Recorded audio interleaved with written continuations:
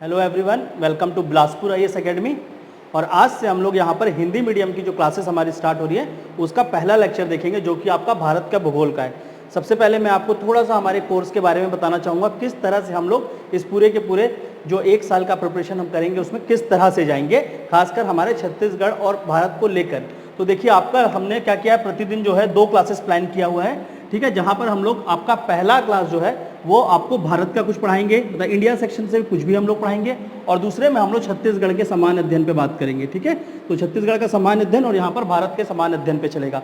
पर देखिए सिर्फ अगर समान अध्ययन को ही अगर हम लोग देखते रह जाएंगे तो छत्तीसगढ़ पीएससी के नेचर से हम लोग क्या है अवगत नहीं है। हमको सबसे पहले छत्तीसगढ़ पीएससी को देखते हुए चीज़ों को करना है। और इन दोनों के बीच अगर छत्तीसगढ़ पीएससी की बात करें तो कुछ ऐसे सब्जेक्ट हैं जिनको ज़्यादा फोकस करने की जरूरत है बजाय समान अध्ययन से भी। अगर मेंस में आपको सिलेक्शन रेशियो देखना है तो पिछले कितने भी वर्षों का आप देख लेंगे तो वहाँ पर सिलेक्शन रेशियो जो सबसे ज़्यादा इंपॉर्टेंट देखने को मिला है वो आपका छत्तीसगढ़ी भाषा, ठीक है, हिंदी भाषा,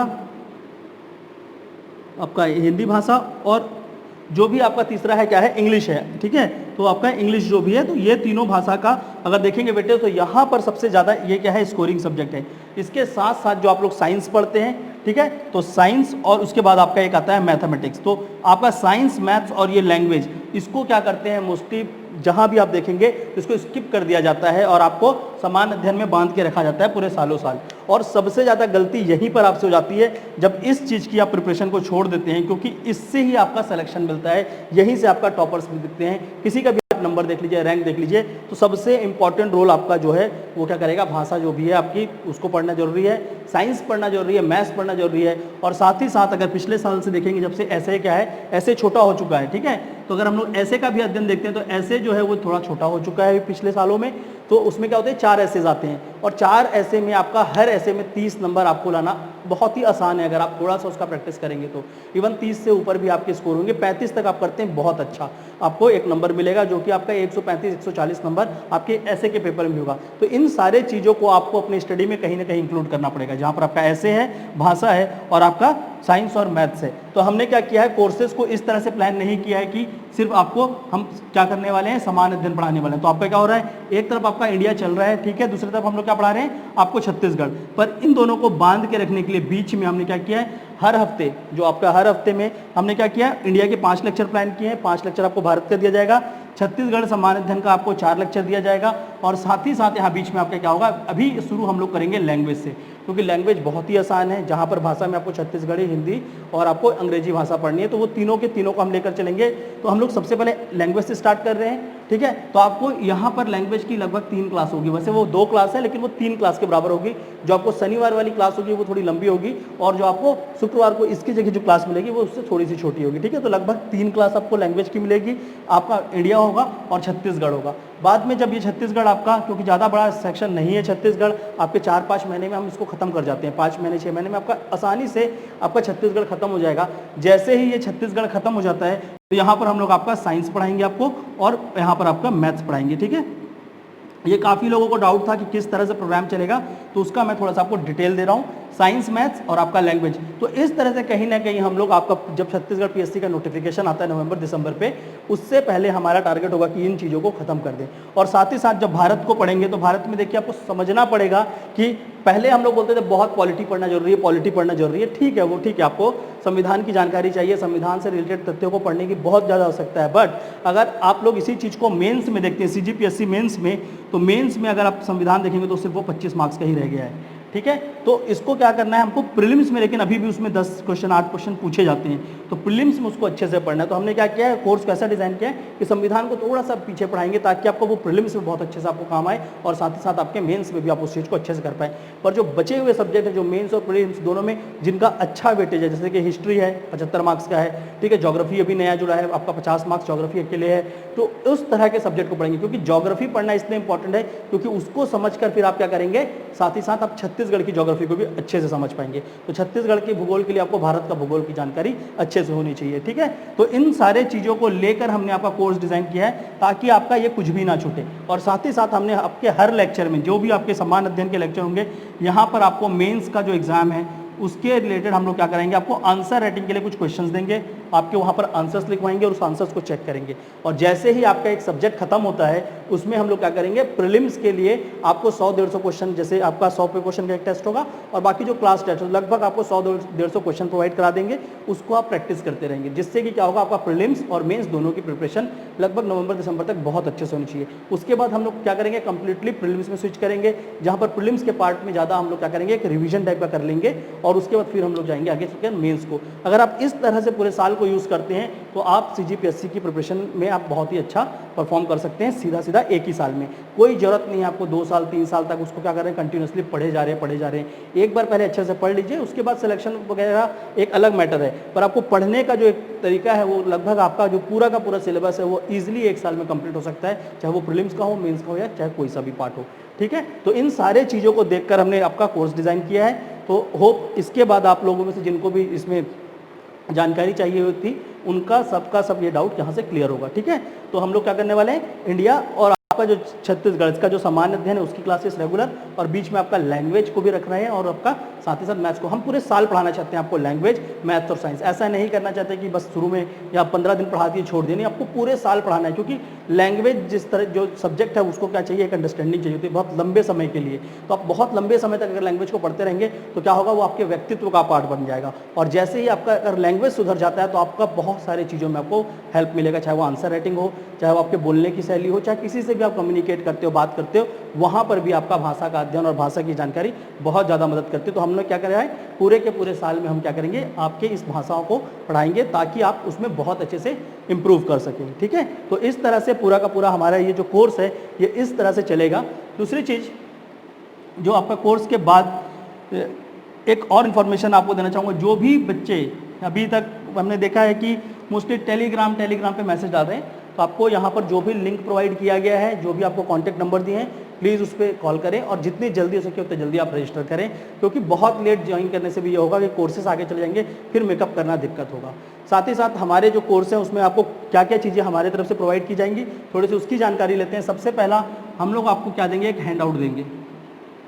ठीक है, जिस सब्जेक्ट ये हैंड आउट पे क्या होगा, आपकी जो यहाँ पर पढ़ाई जा रही है लेक्चर, उस लेक्चर से रिलेटेड वहाँ पर सब कुछ लिखा हुआ आपको मिलेगा, ताकि वो चीज़ें आपको बहुत आसानी से हो जाएं। आप नोट्स बनाएंगे, उससे अच्छा हम आपको नोट्स बनाकर दे रहे हैं, आप उस नोट्स को पढ़ेंगे। आपको जो ये हैंड आउट दिया जाएगा, आप इस हैंड आउट को पढ़ेंगे पहली बार। ठीक है, तो आप इसको रीडिंग करेंगे, कुछ भी करिए, सबसे पहले आप इसको पढ़ेंगे। पढ़ने के बाद क्या करेंगे, आप इसके जो भी इंपॉर्टेंट वर्ड्स होंगे, जो भी आपके, ठीक है, जिसको बोलते हैं हम लोग क्या, कीवर्ड्स, तो आप इस नोट से और जो भी हम आपको बुक सजेस्ट करेंगे उसको रीड करने के बाद जो भी कीवर्ड है उन दोनों को मिलाकर आप क्या बनाएंगे, उसका एक सिनॉप्सिस जैसा नोट्स बनाएंगे। ठीक है, और ये सिनॉप्सिस को बनाकर आप रखेंगे। साथ ही साथ अगर इसके बाद हम आगे की बात करें तो इसमें हम आपको क्या करने वाले हैं, डेली इसी हैंड आउट पर हम आपको डेली क्या देंगे, जब भी आपका क्लासेस होंगे उसमें आपको मेंस के लिए कुछ क्वेश्चंस दिए जाएंगे, तो आप इस क्वेश्चंस को भी लिखेंगे। ठीक है, और इस क्वेश्चंस के लिए आप एक अलग से कॉपी बनाएंगे, इसकी एक कॉपी बनाएंगे और एक कॉपी आपकी यहाँ पर बनेगी। ठीक है, तो हर सब्जेक्ट की आपकी 2 कॉपी होगी और हम एक आपको हैंड आउट देंगे, जहाँ पर यह आपका हैंड आउट और ये कीवर्ड्स के रिलेटेड एक नोट्स बनेगा, जहाँ पर आप क्या करेंगे, एक आपका मेंस के रिलेटेड वहाँ पर आंसर लिखेंगे। और साथ ही साथ जो तीसरा सेक्शन होगा वो जब भी आपका ये खत्म हो जाएगा पूरा का पूरा एक सब्जेक्ट, तो वहाँ पर आपको हम क्या करेंगे, प्रीलिम्स के से संबंधित कुछ आपको क्या दिए जाएंगे, ऑब्जेक्टिव क्वेश्चन दिए जाएंगे, जैसे कि आपके प्रीलिम्स से पूछा जाता है। तो इसका भी प्रैक्टिस आप क्या करते जाएंगे, कंटिन्यूसली हमारे साथ करते चलेंगे। अगर आप बाद में देखते हैं कि आप इसको पढ़ते हैं साथ ये चीज़ों को और इसको इंक्लूड करके पढ़ते हैं, तो आपका मेंस बहुत अच्छे से पहले से तैयार है। और साथ ही साथ जब इसी नोट्स के साथ जब आप इसको प्रैक्टिस करते हैं तो आपका प्रीलिम्स भी तैयार हो जाएगा। तो इस तरह से हम क्या करेंगे, एक इंटीग्रेटेड वे में जाकर हर एक चीज़ को अच्छे से समझकर खत्म कर लेंगे। 1-2 सब्जेक्ट जो आपके मेंस के अलग हैं, जैसे मैंने आपको पहले भी बताया था कि कौन से कोर सब्जेक्ट हैं, कौन से सब्जेक्ट ऐसे हैं जो आपको सिर्फ मेंस से पढ़ने हैं, तो उसको हम लोग देखते जाएंगे कि किस किस विषयों का कब कब आपका पढ़ना इंपॉर्टेंट है। वो सारा का सारा हमने स्ट्रक्चर प्लान कर रखा है, आपको वीकली टाइम टेबल और उसके बारे में जानकारी, जो भी हमने ग्रुप बनाया है आपका व्हाट्सअप में जो ग्रुप है, और साथ ही साथ जो हमारा बिलासपुर आईएएस एकेडमी का ऐप है, वहाँ पर ये सारे इन्फॉर्मेशन आपको दे दिए जाएंगे। आप हमारे साथ फ़ोन करके भी क्या कर सकते हैं, इस चीज़ का डिटेल ले सकते हैं। कंटिन्यूसली आपको यहाँ पर नंबर दिख रहा है, तो आप प्लीज़ इस नंबर पे कॉल करिए। आप प्लीज़ टेलीग्राम पे मैसेज मत करिए, आप कॉल कर लीजिए या व्हाट्सअप मैसेज डाल दीजिए, ईजी होता है कम्युनिकेट करना उससे। ठीक है, तो इस तरह से आपका क्या होगा, ये हमारे तरफ से प्रोवाइड करने वाला आपको ये क्या है, ये मटेरियल है मेंस के रिगार्डिंग और प्रीलिम्स के रिगार्डिंग। इसमें आप क्या करोगे, मेंस का आंसर लिखेंगे, ये जो सिनॉप्सिस है और जो आपका ये नोट्स है, इसको भी हम क्या करेंगे, कंटिन्यूसली आपसे सबमिट करवाएंगे और उसको देखेंगे कि सबमिशन करा के कि आप कहाँ पर गलत कर रहे हैं, नोट्स सही से लिख रहे हैं कि नहीं लिख रहे हैं, प्रॉपर चीज़ों को पढ़ाई कर रहे हैं कि नहीं। तो इसका भी एक सबमिशन हम आपका लेंगे सब्जेक्ट के बाद, ताकि आपके उस पूरे सब्जेक्ट के नोट्स को अच्छे से हम देख पाएँ किस तरह से आपने बनाया है। और साथ ही साथ जो आपका मेंस वाला जो है, इसको हम लोग क्या करेंगे, हर वीक उसका जो सप्ताह में एक बार आपका ये सारे आंसर सबमिट कराए जाएंगे। उसको हम देखेंगे कहाँ पे दिक्कत है, कैसा है किस बच्चे को, वहाँ पर आपको चेक करके देंगे उस चीज़ को। और साथ ही साथ उससे अगर कोई क्वेश्चन ऐसा लगता है कि बहुत दिक्कत हो रही है, तो उसको हम यहाँ पर डिस्कशन भी लेंगे और आपका आंसर राइटिंग भी कराएंगे। इसके साथ साथ प्रोग्राम में हमने क्या किया है, आपका करंट अफेयर, जो भी आपको करंट अफेयर पढ़ना है वो भी हम यहाँ पर आपको पढ़ाएंगे। ठीक है, करंट अफेयर आपको पढ़ाया जाएगा। साथ ही साथ आपको ऐसे की प्रैक्टिस कराई जाएगी कि ऐसे कैसे करना है। और साथ ही साथ हम लोग क्या करेंगे, आपका 14 दिन या 15 दिन में हम लोग आपका क्या करने वाले हैं, मेंस आंसर राइटिंग किस तरह से करना है। ठीक है, तो मेंस में जो आपका आंसर राइटिंग है, इसके रिगार्डिंग भी आपसे कुछ क्लासेस ली जाएंगी, ताकि आपको मेंस आंसर राइटिंग भी हम सिखा पाएँ, ऐसे भी सिखा पाएँ और आपका करंट अफेयर भी अच्छा कर सके। और इसके बाद प्रोग्राम पे ही अगर आप इंक्लूड हैं, तो जो हमारा जो आपका लास्ट में होता है प्रीलिम्स का टेस्ट सीरीज, ठीक है, जो हम प्रीलिम्स का टेस्ट लेते हैं, तो ये जो प्रीलिम्स वाला जो टेस्ट है, ये आपके लिए इस प्रोग्राम में पहले से इंक्लूड कर दिया गया है, वो आपका वहाँ पर फ्री है। और मेंस के लिए आप आंसर राइटिंग ऑलरेडी कर लेंगे, तो वहाँ से आपको बहुत ज़्यादा बेनिफिट मिलेगा। तो ये पूरा का पूरा प्रोग्राम कुछ इस तरह से चलने वाला है। तो प्लीज़ अगर कोई भी डाउट अभी भी आपको रहता है, तो आप हमसे कनेक्ट करिए और आप बात करिए, तो हम आपको इसके रिगार्डिंग पूरा इन्फॉर्मेशन दे देंगे। ठीक है, चलिए, तो इसको जानने के बाद अब हम लोग देखते हैं जो सब्जेक्ट हमको आज पढ़ना है। ठीक है, तो यहाँ से हम लोग अब क्या क्या स्टार्ट कर रहे हैं, जो छत्तीसगढ़ पीएससी के प्रिपरेशन में सबसे इम्पॉर्टेंट एक सब्जेक्ट को उठाएंगे। इस सब्जेक्ट को मैं आपको पढ़ाऊँगा यहाँ पे, और हम लोग यहाँ पर चालू करेंगे आपका इस साल का सेशन आपके छत्तीसगढ़ के भूगोल से। ठीक है, तो सबसे पहले हम लोग देखेंगे कि ये जो आपका भारत के भूगोल से स्टार्ट करेंगे।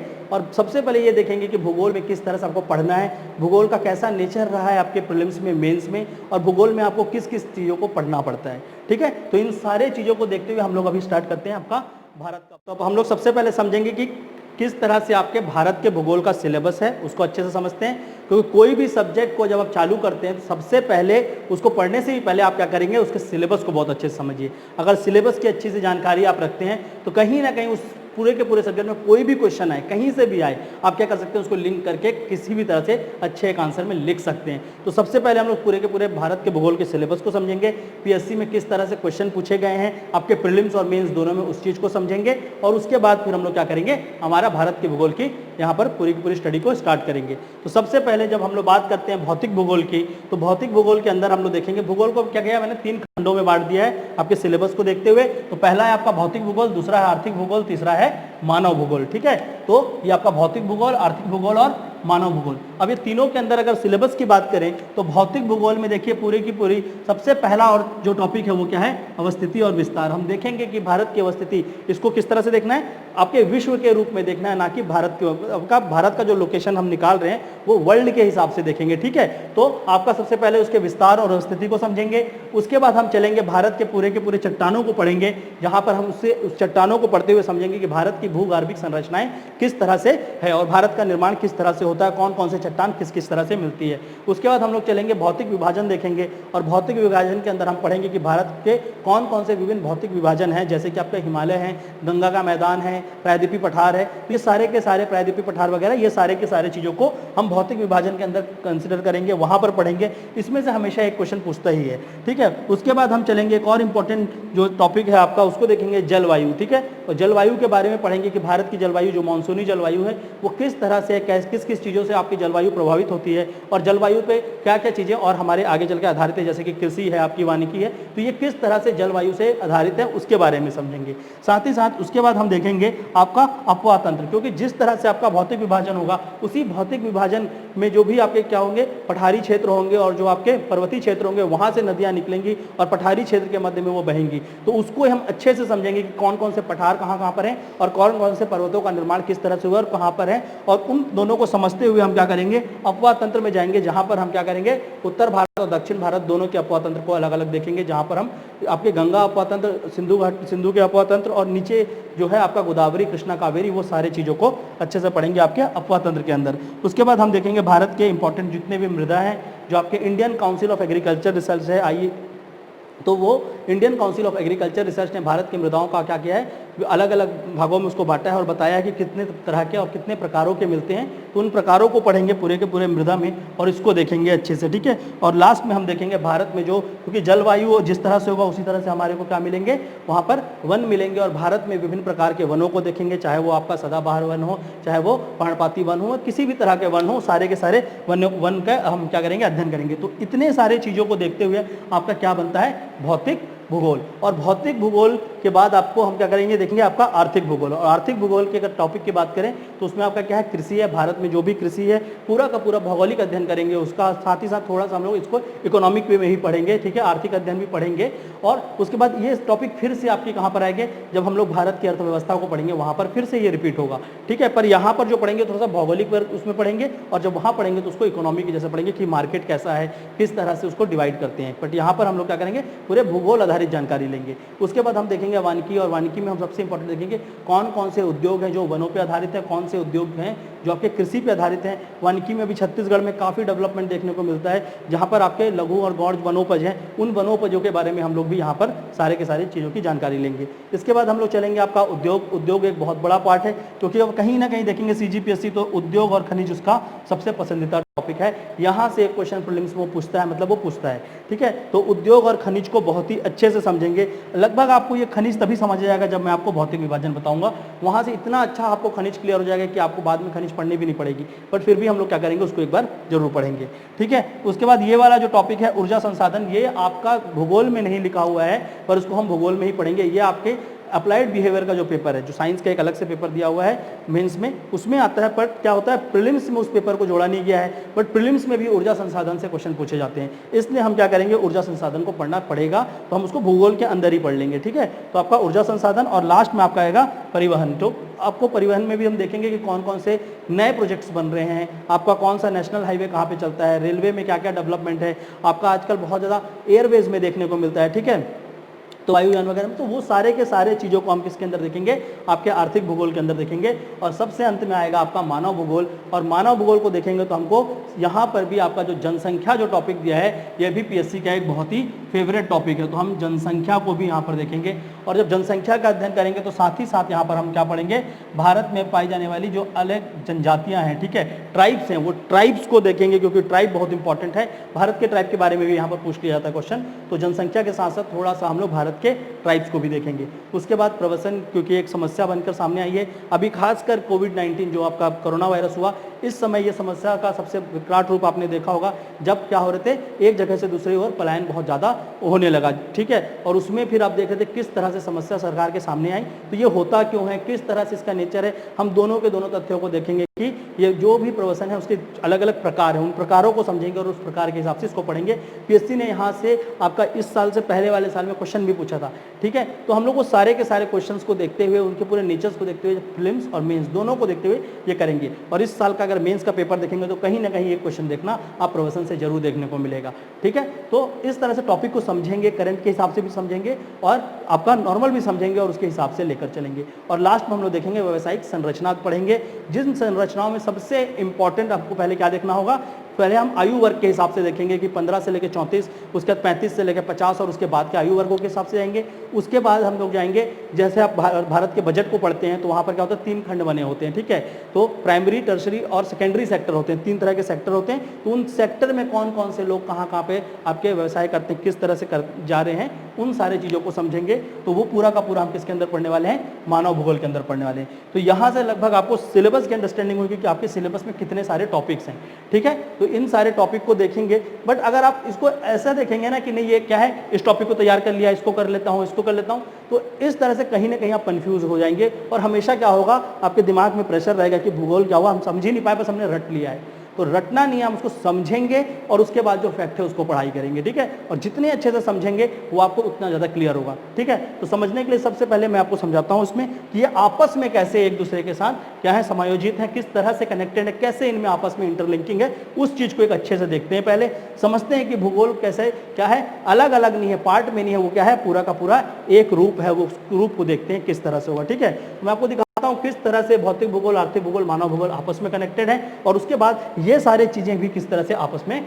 एक दूसरे से जुड़े हुए हैं। ठीक है, तो हम लोग सबसे पहले यहाँ पर देखेंगे कि आपका जो तीनों भूगोल की बात किया मैंने, ठीक है, जहाँ पर हमने सबसे पहले क्या किया, भौतिक भूगोल, भौतिक भूगोल के बाद हमने क्या देखा है आपका आर्थिक भूगोल, और आर्थिक भूगोल के बाद हम क्या देख रहे हैं, मानव भूगोल। ठीक है, तो ये तीनों में किस तरह से लिंक है उस चीज को समझते हैं सबसे पहले। ठीक है, देखिए भौतिक भूगोल के अंदर हम एक इंपॉर्टेंट टॉपिक यहाँ पर क्या पढ़ने जा रहे हैं, चट्टान, और यही चट्टान से पूरे के पूरे भारत का निर्माण होगा। ठीक है, तो सबसे पहले हम क्या देख रहे हैं यहाँ पर, एक आपका चट्टान। ठीक है, और इस चट्टान को समझते हुए हम देखेंगे तो इसी चट्टान से, इस चट्टान आपका क्या होता है, चट्टान जो है मिनरल्स, जो अलग अलग खनिज होते हैं, खनिज जब एकत्रित होते हैं तो उससे आपका किसका निर्माण होता है, चट्टान का निर्माण होता है। तो आपको अगर चट्टानों को हम माइनिंग करेंगे, उसकी खुदाई करेंगे, तो वहां से हमें क्या मिलेगा, आपका खनिज मिलेगा। ठीक है, तो यहाँ पर आपको क्या मिलेगा, खनिज मिलेगा। खनिज के बाद अगर देखते हैं आपका टॉपिक यहाँ पर देखिए आपका खनिज है, और खनिज के साथ साथ अगर आप इसी के अंदर ही देखेंगे भौतिक के अंदर, तो भौतिक के अंदर आपका क्या है, मृदा। तो इसी चट्टानों का जब क्या होता है, क्षरण और अपर्दन होता है, तो उससे आपको क्या मिलता है, आपको मृदा मिलती है। ठीक है, तो आपका ये दो चीज है, आपका पहला एक खनिज, दूसरा मृदा। और इसी खनिज को देखेंगे तो इस खनिज को, जिस तरह की खनिज होंगे उस खनिज पर आधारित वहां पर क्या होंगे, उद्योग लगेंगे। ठीक है, तो खनिज से ही आपका क्या होगा, उद्योग होंगे। तो देखिए कहीं ना कहीं आपका भौतिक ही किसका बेस बन रहा है, आपके आर्थिक का बेस बन रहा है। उसी तरह जिस तरह की मृदा होगी, और मृदा के साथ साथ वहाँ पर जैसी जलवायु होगी, उसके आधारित वहाँ पर किस तरह के वन बनेंगे। ठीक है, तो इसी मृदा से आपका क्या डिसाइड होगा, अगर प्राकृतिक रूप से देखा जाए तो वन होगा, और मानव अगर उसमें कुछ परिवर्तित कर कुछ चीज़ों का निर्माण करता है तो उससे हमारा क्या बनेगा, कृषि बनेगी। ठीक है, कृषि। तो ये भी दोनों क्या करते हैं, अगर वन को भी देखेंगे तो वन आधारित आपके उद्योग लगेंगे, कृषि देखेंगे तो कृषि आधारित उद्योग होंगे। ठीक है, तो यहाँ पर क्या होंगे, यहाँ पर भी आपका उद्योग होगा, पर दोनों उद्योगों को अगर समझते हैं तो दोनों का नेचर अलग होता है। ठीक है, किस तरह से, क्योंकि खनिज आधारित उद्योग जहां पर देखेंगे उस जगह में कहीं ना कहीं क्या होती है, एक शहरी अर्थव्यवस्था का विकास होता है। ठीक है, तो वहां शहरीकरण देखने को मिलेगा। पर अगर आप वन और कृषि आधारित उद्योगों को देखेंगे तो वहां पर क्या होगा, एक ग्रामीण अर्थव्यवस्था का निर्माण होगा। ठीक है, तो यहाँ पर क्या हो रहा है, आपका शहरी अर्थव्यवस्था का निर्माण हो रहा है, और यहाँ पर आपका क्या हो रहा है, ग्रामीण अर्थव्यवस्था का निर्माण हो रहा है। ठीक है, अभी जर्नल समझिए, बाद में इसको सब चीज को हम लोग अच्छे से पढ़ेंगे।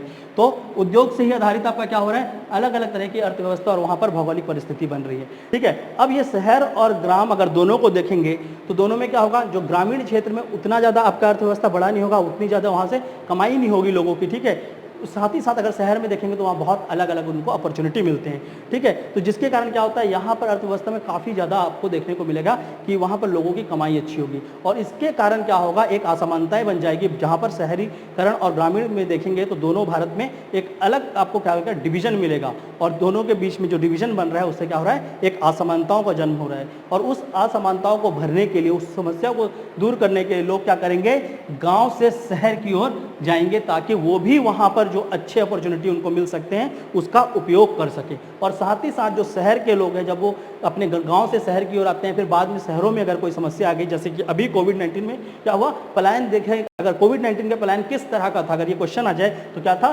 शहर से गांव की ओर लोग जा रहे थे, क्योंकि समस्या आपके शहरों में था। और इस तरह की अगर समस्या का जन्म होता है तो लोग क्या करेंगे, शहर से गाँव की ओर क्या करेंगे, पलायन करेंगे। और इसी पलायन को हम लोग किस टॉपिक के अंदर पढ़ेंगे, आपके मानव भूगोल के प्रवचन के अंदर पढ़ेंगे। ठीक है, ग्रामीण अर्थव्यवस्था, और इस तरह से देखेंगे जो ये ग्रामीण जो यहाँ पर है, तो ग्रामीण भारत में कहीं ना कहीं क्या होता है कि हमारे जो भी अगर ग्रामीण भारत के घरों को देखेंगे तो वहाँ पर बच्चों की जनसंख्या देखेंगे तो वो थोड़ी ज़्यादा होती है, क्योंकि वहाँ पर हमेशा ये होता है कि घर में एक और बच्चा होता तो हमको और ज़्यादा उससे मदद मिलता। ये बहुत ही इंपॉर्टेंट कॉन्सेप्ट था, माल्थस ने दिया था। उन्होंने कहा था कि हमेशा घर में एक क्या होना चाहिए, एक हेल्पिंग हैंड एक्स्ट्रा होना चाहिए। और वहाँ से कहीं ना कहीं जनसंख्या की वृद्धि यहाँ पर बहुत ज़्यादा देखती है, क्योंकि उनका क्या है, पूरा का पूरा कृषि आधारित उद्योग और इस तरह से चीज़ों में वो काम करते हैं, या तो कृषि में करते हैं या कृषि आधारित उद्योगों में काम करते हैं। तो वहाँ पर उनको एक हेल्पिंग हैंड चाहिए होती है, जो कि उनके कामों में और हाथ बटाए। उसके कारण क्या होता है, वहाँ पर एक आपका कहीं ना कहीं देखेंगे तो जनसंख्या की वृद्धि दर वहाँ ज़्यादा देखने को मिलेगी बजाय इसमें। क्योंकि अगर आप शहर की ओर जाएंगे तो शहर की ओर देखेंगे तो वो क्या होता है, जॉइंट फैमिली नहीं होता, वहाँ पर क्या होता है, न्यूक्लियर फैमिली होता है, अपने लोग अपना सिंगल रहते हैं। और इंडिविजुअल वो रहते हैं तो वो क्या देखते हैं, बच्चे अगर ज़्यादा होंगे तो उसको अपने करियर ग्रोथ के लिए उसको क्या मानते हैं, गलत मानते हैं कि हमारा करियर ग्रोथ इनके कारण रुक रहा है। तो वो क्या करते हैं, वहाँ पर जनसंख्या दर थोड़ी सी कम देखने को मिलेगी। ये पूरे के पूरे चीज़ों को समझते हुए ज्योग्राफी को जब आप पढ़ेंगे तो कहीं ना कहीं आपका हर एक टॉपिक अपने आप में आपको क्या करेगा, दूसरे टॉपिक को पढ़ने में और आंसर लिखने में बहुत ज़्यादा मदद करेगा। ठीक है, तो इस तरह से क्या है आपका ये पूरा का पूरा भूगोल अगर देखेंगे तो आपका भौतिक, आर्थिक और मानव तीनों आपस में क्या है, कनेक्टेड है। और साथ ही साथ अगर आप बोलते हैं कि ये भौतिक कैसे आपस में कनेक्टेड है, ये भौतिक भूगोल जो है ये आपस में कैसे कनेक्टेड है, तो यही चट्टान से हमने क्या देखा, मृदा। और अगर मृदा और चट्टान, तो चट्टान का जैसा क्या होगा, निर्माण होगा, मानते हैं कि पठारी क्षेत्र है और कुछ इस तरह से बना हुआ है। ठीक है, अब ये पठारी क्षेत्र में हम लोग क्या कर रहे हैं, ये 3 अलग अलग तरह की चट्टान है, सब मानते हैं, बाद में पढ़ेंगे इसके बारे में। ठीक है, जैसे कि ये क्या है, इसको मान लेते हैं ये आर्कियन चट्टान है। ठीक है, ये क्या है, ये आपका धारवाड़ चट्टान है। ठीक है, और ये वाला जो है ये क्या है आपका गोंडवाना चट्टान है। ठीक है, तो हम ये तीनों के तीनों को देखेंगे कि ये जो आर्कियन और धारवाड़ चट्टान ये क्या है, ठोस है, कठोर होने के कारण उनका जल्दी क्षरण और अपर्दन नहीं हो सकता। तो यहाँ जो नदियाँ होंगी वो कहीं ना कहीं ये जो बीच का एरिया है इस जगह में आएंगी। ठीक है, उसको काटने से जगह वो क्या करेंगे, जहाँ पर उनको जगह मिल रहा है वहाँ से बहेंगी। पर वहीं पर जब इस चट्टान को देखेंगे, क्योंकि ये थोड़ा सा क्या है, ये उतना कठोर चट्टान नहीं है, तो ये यहाँ पर क्या करेगी, इसको काटेगी और इसका क्षरण और अपर्दन होगा और उसके कारण यहाँ पर अलग अलग मिट्टियों का निर्माण भी होगा। और साथ ही साथ इस एरिया में आपका क्या होगा, बेसिन बड़ा दिखने का, क्योंकि उस चट्टानों को वो काट सकती है। ठीक है, तो ये चीज़ों को समझना पड़ेगा कि चट्टानों का जैसा निर्माण हुआ है उसके हिसाब से ही आपकी अपवाह तंत्र होती है, और उसी अपवाह तंत्र और उस मृदा जिस तरह से होगी, जैसा वहाँ पर पानी आएगा उसके हिसाब से वहाँ पर कृषि का जन्म होगा। और साथ ही साथ वहाँ पर हम लोग देखेंगे तो पूरा का पूरा जलवायु भी वहाँ पर उसी के हिसाब से आधारित होगा, और जैसी जलवायु होगी उसके हिसाब से वहाँ पर का क्या होगा, आपका वन होंगे। और उसी अगर देखेंगे आगे चलकर तो यहाँ हम लोग क्या पढ़ रहे हैं, उसको वानिकी में देखें, टॉपिक को अलग अलग लिखा है, यहाँ पर वानिकी लिखा हुआ है, यहाँ पर वन लिखा हुआ है। यहाँ भारत के वन और उसके प्रकार को देखेंगे, पर यहाँ पर उस वनों से मिलने वाले जितने भी उपज हैं उसके आधारित उद्योग और उन उपजों के बारे में पढ़ेंगे। इसलिए दोनों टॉपिक को अलग अलग जगह पर रखा गया है। ठीक है, तो इस तरह से आपका क्या है, पूरा का पूरा अगर भूगोल को देखते हैं तो भूगोल यहाँ पर इस तरह से कनेक्टेड है। अब हम लोग आगे देखेंगे, एक एक करके सारे टॉपिक्स को पढ़ना स्टार्ट करेंगे। आज हम लोग सबसे पहले देखेंगे आपका अवस्थिति और विस्तार के बारे में पढ़ेंगे, और धीरे धीरे उसके बाद डेवलप करेंगे। पहले इसको समझते हैं और चट्टान को समझते हैं। ये दोनों को मैं आपके भूगोल का जो सबसे कोर पार्ट है उससे थोड़ा सा अलग रखता हूँ हमेशा। तो इसको पहले समझेंगे, फिर उसके बाद हम लोग भौतिक विभाजन से जाएंगे और भारत के भूगोल का एकदम गहन अध्ययन करेंगे। उससे पहले हम लोग क्या करते हैं, बस एक हम लोग देखते हैं कि किस तरह से भूगोल का निर्माण हुआ है, किस तरह से आपका भूगोल है, और यहाँ से फिर आपका पूरा का पूरा भूगोल टॉपिक को हम बहुत डीप में जाके पढ़ेंगे। ठीक है, तो सबसे पहले आज जो टॉपिक हम लोग पढ़ेंगे वो क्या है, आपका अवस्थिति और विस्तार।